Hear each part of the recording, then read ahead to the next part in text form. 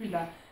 So, ganz oft begegnet an mir die Frage, kann das Kind nicht aus dem Tuch fallen? Und jetzt zeigt meine Tochter 4,5 Jahre, Kleidergröße 122, 128. Sie versucht jetzt mal einfach, sich aus dem Tuch zu befreien. Das ist eine Hüftschlinge mit Tuchkreuz. Jetzt gucken wir mal, wie lange sie braucht und was sie dafür machen muss, um sich hier rauszuwinden. Na los! Na los!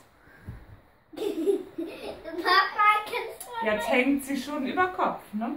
Aber immer noch im Tuch, ne? Immer noch im Tuch, ne? Guck. Immer noch im Tuch. Na los! Na los! Streck dich an! Los!